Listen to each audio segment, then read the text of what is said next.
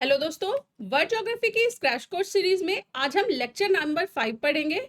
ये lecture series का last lecture है। इसके पहले 4 लेक्चर और आ चुके हैं, तो अगर आपने अभी तक वो कंप्लीट नहीं किए हैं तो उनको भी प्लेलिस्ट से जाकर कंप्लीट कर लें। आज के वीडियो में हम जो टॉपिक पढ़ने वाले हैं वो है, पहला टॉपिक तो है विश्व के वन, ठीक है। दूसरा है प्रजातियां या जनजातियां, जो भी इंपॉर्टेंट ट्राइब्स हैं वर्ल्ड की, उनके बारे में हम पढ़ेंगे। उसके बाद कृषि, पशुपालन और खनिज, ठीक है। तो देशों के अनुसार उनमें कौन से खनिज पाए जाते हैं, उनकी रैंकिंग क्या है खनिज के अनुसार। तो ये जो कृषि और खनिज वाला टॉपिक है ये हम पहले भी एक वीडियो में कवर कर चुके हैं, तो कुछ फैक्ट्स आपको उससे सिमिलर ही मिलेंगे, पर उसके अलावा जो भी बच रहा है वो हम आज के वीडियो में कवर करेंगे। इसके अलावा हम विश्व के उद्योग यानी कि इंडस्ट्रीज ऑफ वर्ल्ड, परिवहन, ट्रांसपोर्टेशन और जो भी बचे हुए मिसलेनियस टॉपिक हैं उनको आज के वीडियो में कवर करेंगे। तो वीडियो को पूरा लास्ट तक देखना है। और अगर आप इंटरेस्टेड हैं इस वीडियो का पीडीएफ लेने के लिए, तो आप यूपीपीएससीएस 1 के द्वारा चलाए जा रहे आरओ के टेस्ट सीरीज बैच को ज्वाइन कर सकते हैं। इस टेस्ट सीरीज के साथ ही आपको जीएस के सभी सब्जेक्ट की पीडीएफ बिल्कुल फ्री में उपलब्ध कराई जाएगी। तो अगर आप इंटरेस्टेड हैं तो आप इस नीचे दिए गए व्हाट्सएप नंबर पर कांटेक्ट कर सकते हैं। नंबर है 9415950206। चलिए, तो आज का पहला टॉपिक शुरू करते हैं, जो कि है विश्व के वन। तो एग्जाम में विश्व के वनों से क्वेश्चन पूछे जाते हैं। एक तो वनों की स्थिति से रिलेटेड कि किस तरह के वन कौन से क्षेत्र में, कौन से देश में पाए जाते हैं, इनकी विशेषताएं क्या होती हैं, ठीक है। तो इस तरह का क्वेश्चन भी आता है कि क्लाइमेटिक कंडीशन दे रखी होंगी और आपको बताना होगा ये कि किस तरह के वनों का प्रकार है, ठीक है। तो हम जो भी इंपॉर्टेंट फैक्ट हैं उनको पढ़ लेते हैं। तो पहला टाइप आता है उष्णकटिबंधीय सदाबहारीय वन, ठीक है। उष्णकटिबंधीय है यानी कि ये अधिक वर्षा और अधिक गर्मी वाले क्षेत्रों में पाए जाएंगे, ठीक है। तो ये वन जो है उष्णकटिबंधीय सदाबहारीय वन, ट्रॉपिकल एवरग्रीन फॉरेस्ट, ये पाए जाते हैं विषुवतीय प्रदेशों और उष्णकटिबंधीय तटीय प्रदेशों में। और इनकी स्पेशलिटी रहती है कि भारी वर्षा और उच्च तापमान की रिक्वायरमेंट रहती है इन वनों को, ठीक है। और ये वन सघन होते हैं, ऊंचे, और विश्व के सर्वाधिक जैव विविधता वाले ये वन हैं, ठीक है। तो सर्वाधिक जैव विविधता पाई जाती है इन वनों में। और ये वृक्ष इतने सघन होते हैं कि कभी कभी धरातल तक प्रकाश भी नहीं पहुंच पाता। जैसे कि इसका बहुत अच्छा एग्जाम्पल है अमेजन के वर्षावन। अमेजन के वर्षावन इतने घने हैं कि उनमें मतलब फॉरेस्ट के अंदर साइड में अंधेरा रहता है, सूर्य की प्रकाश भी नहीं पहुंच जाता, और उनकी कैनोपी डेंसिटी इतनी ज़्यादा है कि वो सूर्य के प्रकाश को भी, जो पेड़ों की पत्तियां हैं, वो पास नहीं होने देती हैं, ठीक है।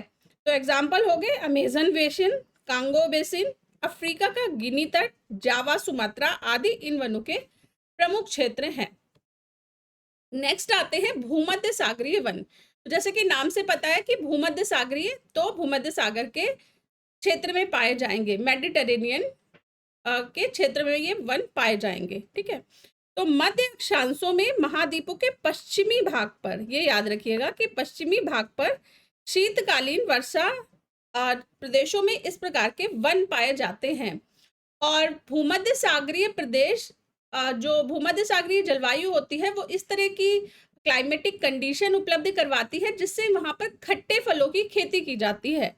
तो ये जो प्रदेश है ये अंगूर की खेती के लिए फेमस है, और क्योंकि अंगूर की खेती होगी तो फिर वाइन का प्रोडक्शन भी इस एरिया में ज्यादा मात्रा में किया जाता है, क्योंकि वाइन किससे बनती है, वाइन अंगूर के किड़वन से बनती है, अंगूर के रस को किड़वन करके बनाई जाती है, ठीक है।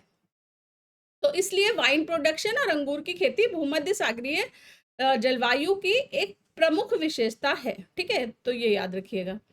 नेक्स्ट आते हैं शंकुधारी वन। शंकुधारी मतलब कोनिकल वन। तो कोनिकल है तो कहाँ पाए जाएंगे, ये पाए जाएंगे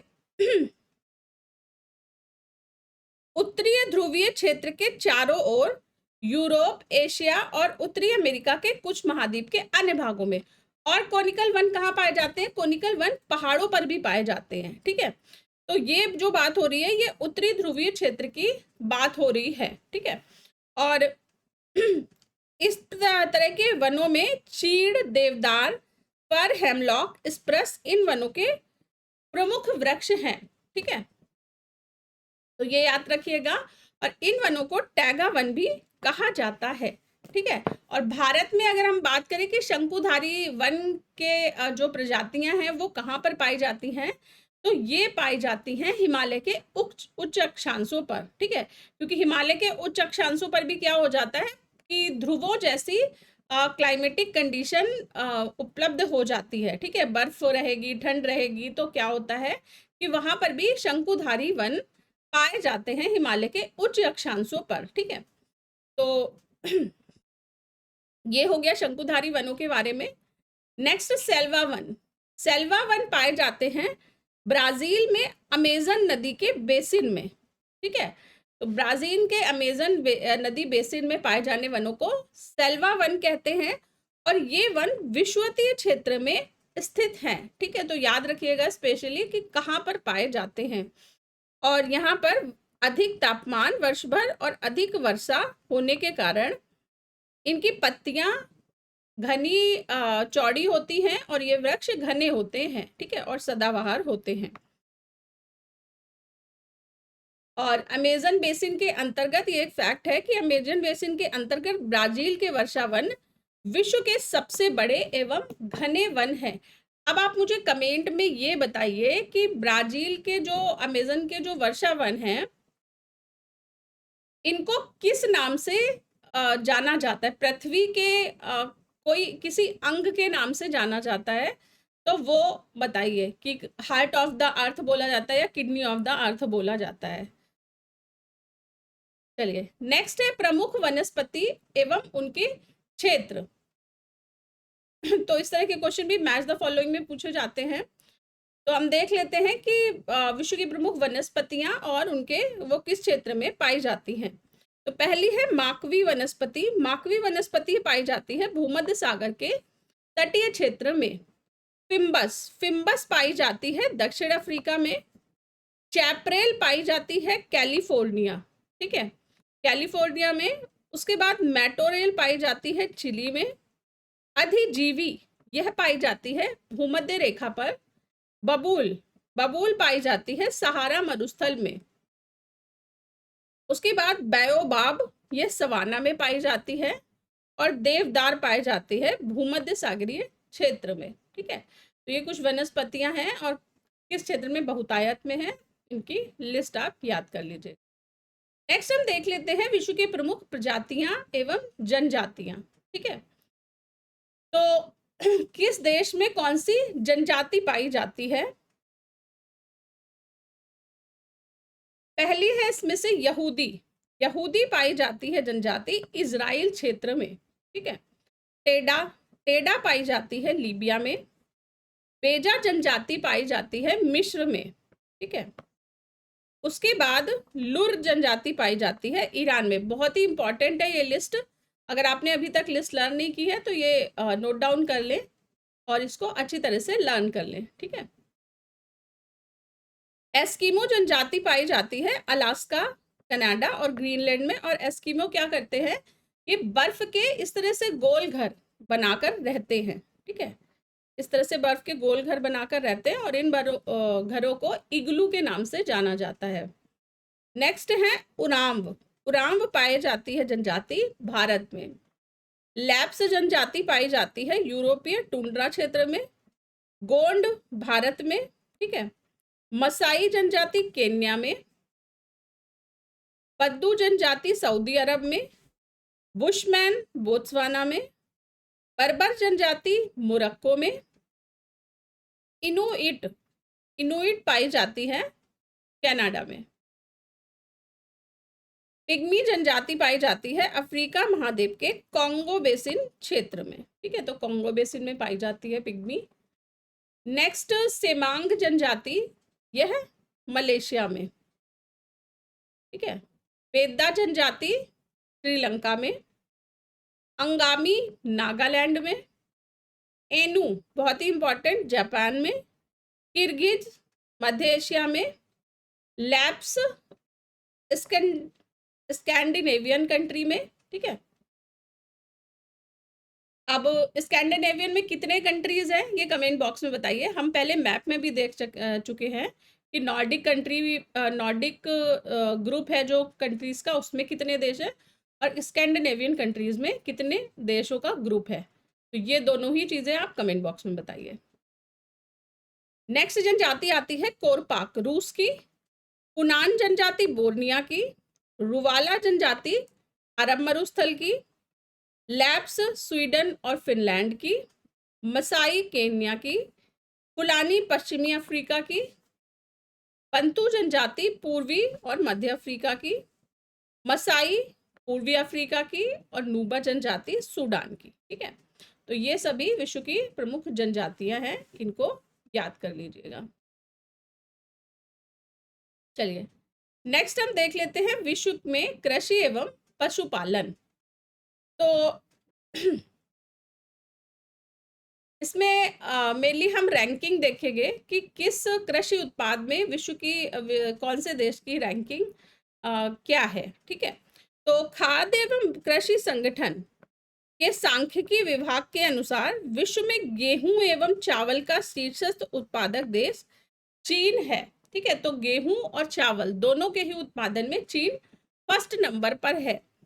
और चावल की कृषि के अंतर्गत सर्वाधिक एरिया में चीन पहले नंबर पे, भारत सेकंड नंबर पे, जापान थर्ड नंबर पर और फिलीपींस चौथे नंबर पर आता है, ठीक है। तो अगर प्रोडक्शन के अनुसार देखें तो गेहूं चावल में चीन फर्स्ट, और अगर एरिया के अनुसार देखें तो चीन first, Bharat second, Japan third और फिलीपींस चौथे नंबर पर आता है चावल की खेती में, ठीक है। गेहूं उत्पादन में हमने देखा चीन फर्स्ट है, भारत सेकंड है, रूस थर्ड और अमेरिका फोर्थ नंबर पर आता है, ठीक है। नेक्स्ट, चीन में संकर धान की खेती सर्वाधिक लोकप्रिय है, ठीक है। तो ये याद रखिएगा कि संकर धान की खेती चीन में लोकप्रिय है। नेक्स्ट है कि अंतरराष्ट्रीय धान gene bank, international rice research gene bank कहाँ पर है, ये है फिलीपींस में, ठीक है। फिलीपींस में है IRRI, international rice research institute, अंतरराष्ट्रीय धान शोध संस्थान। तो यहाँ पर ही अंतरराष्ट्रीय धान जीन बैंक की भी स्थापना की गई है।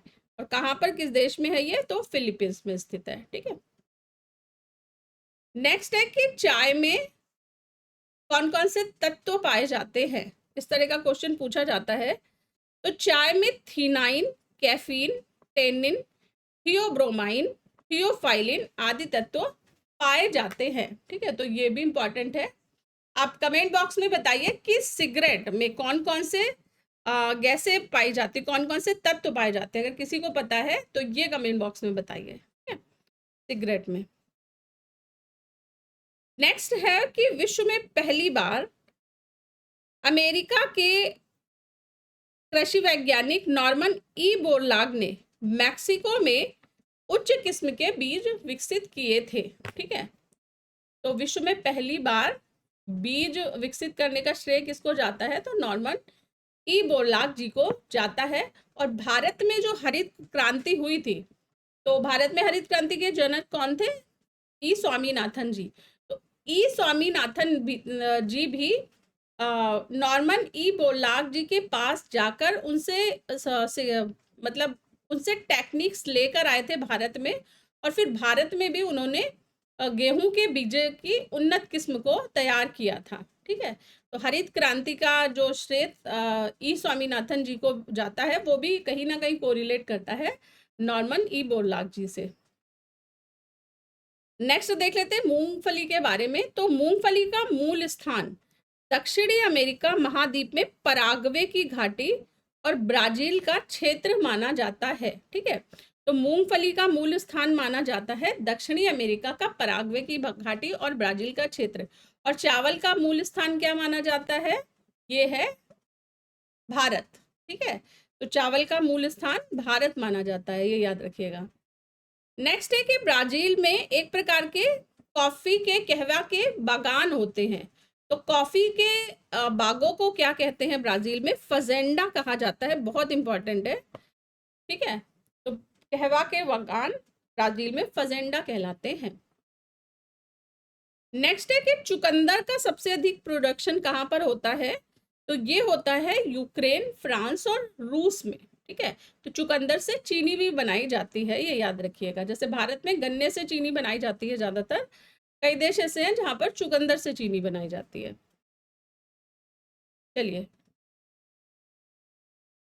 ये देखिए नेक्स्ट पॉइंट आ गया कि यूक्रेन में संपूर्ण चीनी चुकंदर से तैयार की जाती है, ठीक है। तो यूक्रेन की चीनी किससे बनती है? चुकंदर से। हमारी चीनी बनती है गन्ने से। उसके बाद नेक्स्ट है कि हेरोइन, हेरोइन ड्रग होता है एक तरह का। हेरोइन का उत्पादन अफीम के पोस्ता से किया जाता है, ठीक है। तो व्हाइट कलर के बहुत छोटे छोटे से बीज होते हैं अफीम के पोस्ता, उससे हेरोइन बनाई जाती है। उसके बाद घाना की प्रमुख फसल कोको है, ठीक है, ये याद रखिएगा। और कहवा ब्राजील की प्रमुख बागानी फसल है और कहवा के बागानों को फजेंडा कहा जाता है। नेक्स्ट है कि स्वर्णिम अर्धचंद्र, स्वर्णिम अर्धचंद्र एक तरह का अफीम उत्पादक देशों का समूह है, ये बोल दीजिए, ठीक है। तो इसमें मध्य एवं दक्षिणी एशिया के अफीम उत्पादक एवं निर्यातक देशों को सम्मिलित किया गया है, ठीक है। नेक्स्ट है कि भूमध्य सागरीय प्रदेश में खट्टे फलों का उत्पादन बहुत विकसित है, ये हम देख चुके हैं पहले ही। उसके बाद मलेशिया की प्रमुख बागानी फसल नारियल और रबर है, ये याद रखिएगा, ठीक है। तो मलेशिया में नारियल और रबर का उत्पादन बहुत अधिक मात्रा में किया जाता है। नेक्स्ट हम विश्व के खनिज देख लेते हैं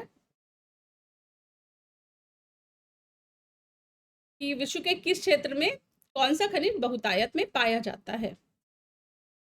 तो सबसे पहले विश्व के कोयला क्षेत्र हम देख लेते हैं। कोयला क्षेत्र में रूस का कोयला क्षेत्र है कुजबास, ठीक है।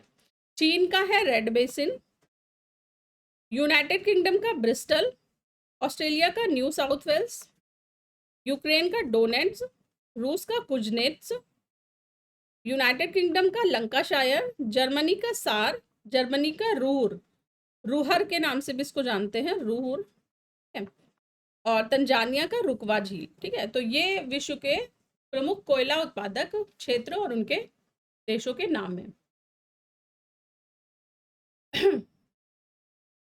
नेक्स्ट है कुछ फैक्ट्स है कि उत्तरी अमेरिका की सुपीरियर झील, सुपीरियर झील लौह अयस्क भंडार के लिए और अल्पेशियन क्षेत्र कोयला भंडार के लिए प्रसिद्ध है, ठीक है। तो उत्तरी अमेरिका में सुपीरियर झील तो फेमस है लौह अयस्क आयरन ओर के रिजर्व्स के लिए, जबकि अल्पेशियन क्षेत्र जो है वो कोल रिजर्व के लिए फेमस है। नेक्स्ट तांबा के शीर्ष उत्पादक देश देख लेते हैं कॉपर के लिए। तो कॉपर में चिली फर्स्ट, पेरू सेकंड और कांगो थर्ड और चाइना फोर्थ नंबर पे आता है, ठीक है। नेक्स्ट चिली का चुक्किकामाटा क्षेत्र है जो कि तांबा खनिज के लिए विश्व प्रसिद्ध है, ठीक है। तो ऐसा क्वेश्चन है कि चुक्किकामाटा क्षेत्र किस खनिज के लिए फेमस है? तो तांबा के लिए, और यह स्थित है चिली देश में। नेक्स्ट ऑस्ट्रेलिया का कालगुरली क्षेत्र, यह स्वर्ण उत्पादन के लिए फेमस है, ठीक है। तो स्वर्ण उत्पादन ऑस्ट्रेलिया के कालगुरली क्षेत्र में।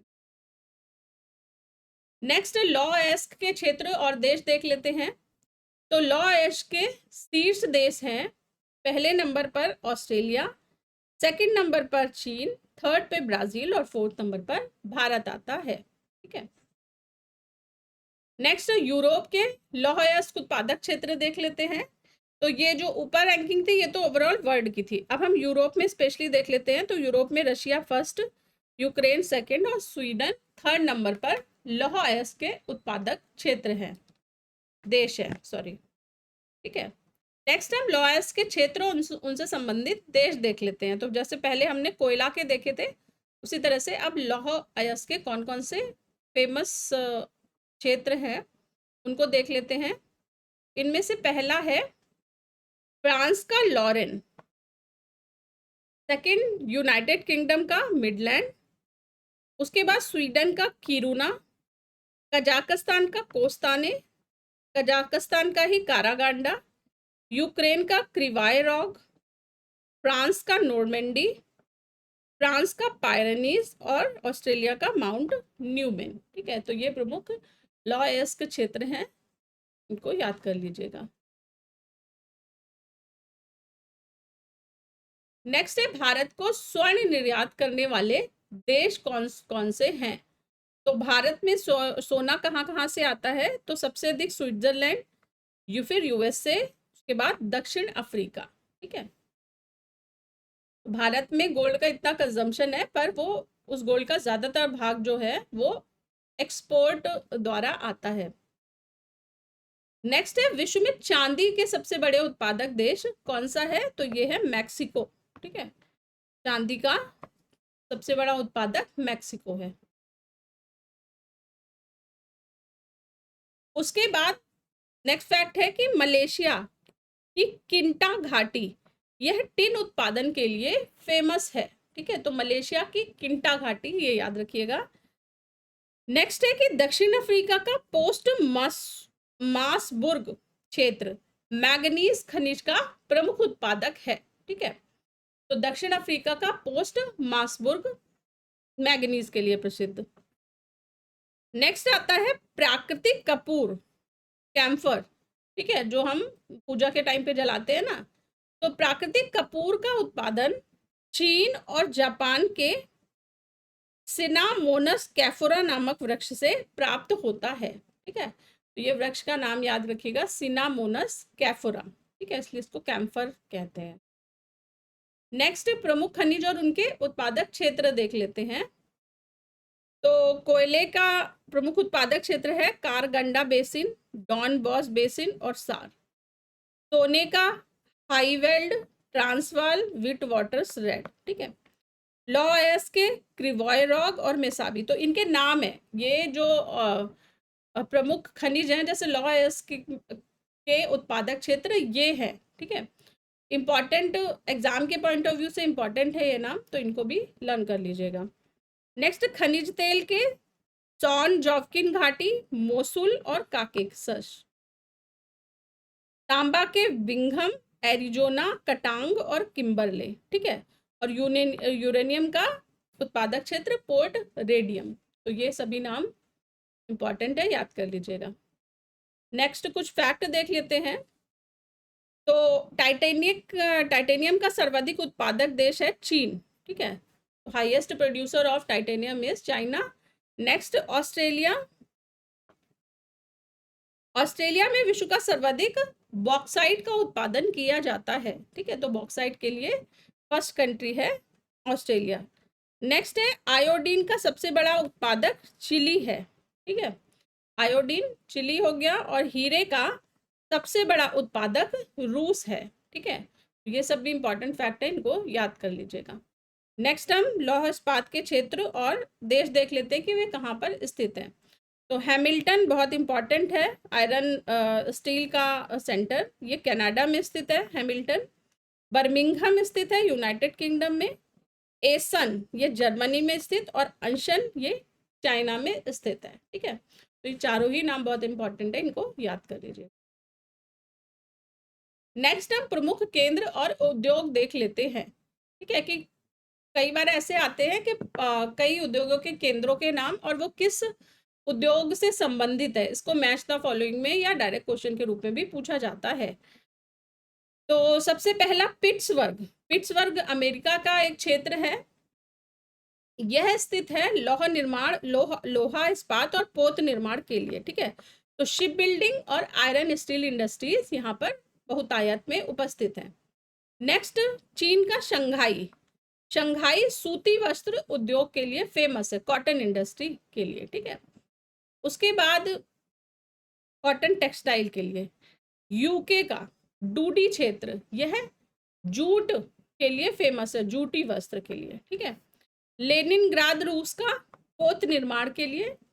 उसके बाद नगोया, नगोया फेमस है सूती वस्त्र के लिए। सलेम, सलेम फेमस है लौह एवं इस्पात के लिए, ठीक है। लॉस एंजल्स फेमस है हवाई जहाज के लिए। उसके बाद अवादान फेमस है तेल शोधन के लिए। ओसाका सूती वस्त्र के लिए, ठीक है। क्यूबा स्थित है, क्यूबा फेमस है सिगार के लिए, ठीक है। और अनशन यह फेमस है लौह इस्पात के लिए, ठीक है। नेक्स्ट नगोया, नगोया सूती वस्त्र के लिए। मिलान फेमस है रेशम वस्त्र के लिए, ठीक है, सिल्क इंडस्ट्री।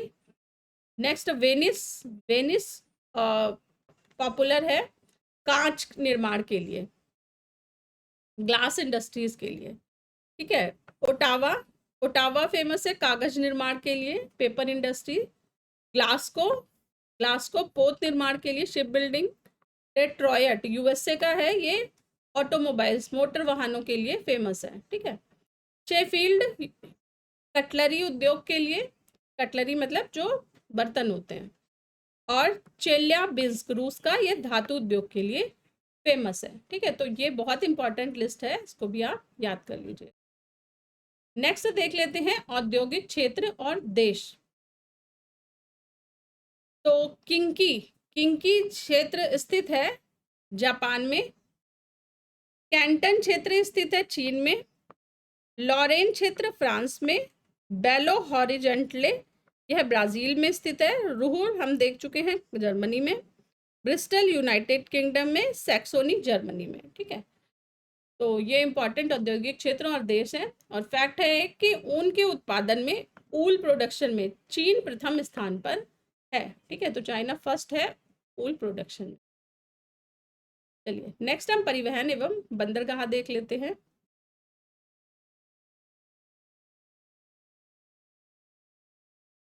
इसमें पहला इंपॉर्टेंट फैक्ट है कि संयुक्त राज्य अमेरिका की एक सुरंग है डेलावरे एक्वेडक्ट। यह विश्व की सबसे लंबी शैल सुरंग है, ठीक है। तो ये याद रखिएगा कि डेलावरे एक्वेडक्ट विश्व की सबसे लंबी शैल सुरंग कहाँ पर स्थित है? अमेरिका में स्थित है।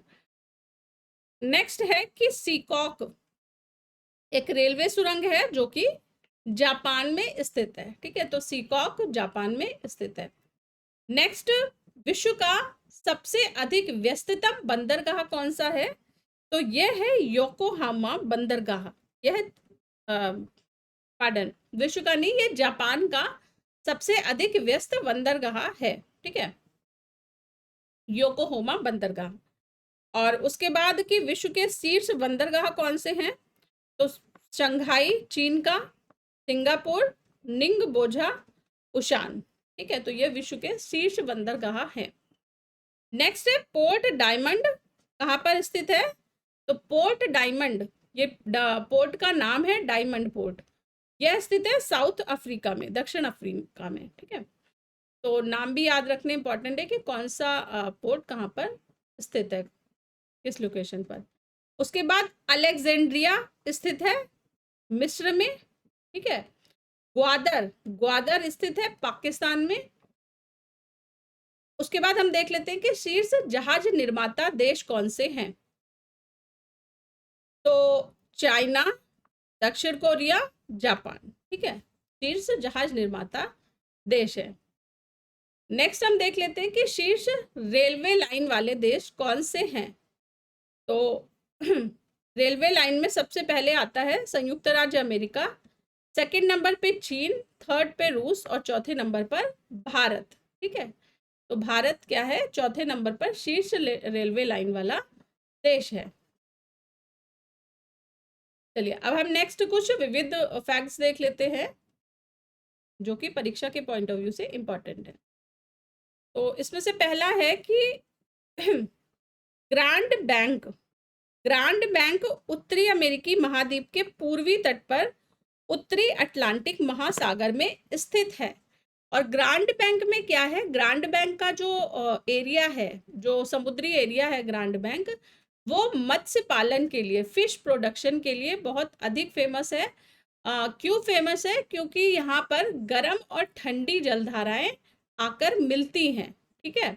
तो जहां पर भी विश्व में जहां पर भी, जब हमने महासागरीय धाराएं पढ़ी थी तब हमने देखा था कि ठंडी और गर्म जलधारा, तो ऐसे क्षेत्र जहां पर ठंडी और गर्म जलधारा आकर मिलती हैं, विश्व के ऐसे क्षेत्र मछली पालन के लिए बहुत ही उपयुक्त माने जाते हैं। इसी तरह का एक क्षेत्र है ग्रांड बैंक क्षेत्र। ठीक है, नेक्स्ट है आइसोगोनिक रेखाएं, समान चुंबकीय झुकाव वाली रेखाएं होती हैं। ठीक है, तो जब भी आइसो वर्ड लगाते हैं, जैसे आइसो बार, तो आइसो बार क्या हो गया, एक जैसे दबाव वाली, एक जैसे प्रेशर वाली रेखाएं हो गया। ठीक है, इसी तरह से आइसोगोनिक क्या होती हैं, समान चुंबकीय झुकाव वाली रेखाएं होती हैं। ठीक है, नेक्स्ट है कि भूगोल में नवनियतिवाद का सिद्धांत किसने दिया था, तो ये दिया था ग्रिफिथ टेलर ने। ठीक है, तो नाम याद रखिएगा कि नवनियतिवाद का सिद्धांत ग्रिफिथ टेलर द्वारा। नेक्स्ट है कि विश्व का चीनी का कटोरा किसको कहा जाता है, तो ये कहा जाता है क्यूबा को। ठीक है, उसके बाद बरमूडा ट्रायंगल, बरमूडा ट्रायंगल स्थित है उत्तरी अटलांटिक महासागर के पश्चिमी भाग में। ठीक है, बरमूडा ट्रायंगल, ये याद रखिएगा। नेक्स्ट है कि संयुक्त राज्य अमेरिका का उपग्रह प्रक्षेपण केंद्र का नाम क्या है, इसका नाम है केप कैनेडी, और यह स्थित है फ्लोरिडा राज्य में। ठीक है, तो यूएसए का उपग्रह प्रक्षेपण केंद्र फ्लोरिडा के केप कैनेडी में। अब आप कमेंट बॉक्स में बताइए कि भारत का प्रक्षेपण केंद्र कहाँ पर स्थित है, और क्या वो किसी लेक पर स्थित है, तो ये भी बताइए। चलिए, नेक्स्ट क्वेश्चन है कि पार्डन, क्वेश्चन नहीं है, फैक्ट है कि 3 प्रमुख शराब उत्पादक देश इटली, फ्रांस और स्पेन, क्यों, क्योंकि इस क्षेत्र में अंगूर की खेती होती है और इस वजह से ही लिकर प्रोडक्शन बहुत हाई क्वांटिटी में किया जाता है। नेक्स्ट, पेड़ की आयु कैसे पता लगाते हैं, तो पेड़ की आयु का पता उसके धड़ पर वलयों की संख्या की गणना करके लगाया जाता है। उसके बाद है अंतरराष्ट्रीय समुद्री संगठन का मुख्यालय लंदन में है, आईएमओ का। ठीक है, इंटरनेशनल मैरीटाइम ऑर्गेनाइजेशन। नेक्स्ट है अंतरराष्ट्रीय रेड क्रॉस सोसाइटी, यह जेनेवा में इसका मुख्यालय है। चिर्नोबिल परमाणु आपदा कहाँ पर घटित हुई थी, तो ये यूक्रेन में घटित हुई थी। ठीक है, तो चिर्नोबिल प्लांट था, एक न्यूक्लियर प्लांट, वहां से लीकेज हो गया था। ठीक है, तो यह कहाँ पर स्थित है, यूक्रेन में। उसके बाद 40 कबीलों का देश कहा जाता है किर्गिस्तान को। एड्रियाटिक सागर की रानी कहा जाता है रोम को। एशिया का सबसे बड़ा गोल्ड मार्केट यह स्थित है चाइना के बीजिंग में। ठीक है, बीजिंग शहर चाइना के। नेक्स्ट है कि अमलैंड शब्द का अर्थ होता है नगर के आसपास का क्षेत्र, और वर्तमान में ओपेक में 13 सदस्य हैं। ठीक है, ओपेक क्या है, ऑयल प्रोड्यूशन कंट्रीज का एक ग्रुप है, जो क्रूड ऑयल है जैसे पेट्रोलियम डीजल के, इनके प्रोडक्शन कंट्रीज का एक ग्रुप है। तो इसी के साथ ही आज की क्लास को मैं ख़त्म करती हूँ, और आज की क्लास के साथ ही वर्ल्ड ज्योग्राफी की क्रैश कोर्स सीरीज भी हो गई है ख़त्म। अब नेक्स्ट क्रैश कोर्स सीरीज किसकी शुरू की जाए, ये आप कमेंट बॉक्स में बताइए, और उसी के अकॉर्डिंग फिर नेक्स्ट सब्जेक्ट हम कंटिन्यू करेंगे।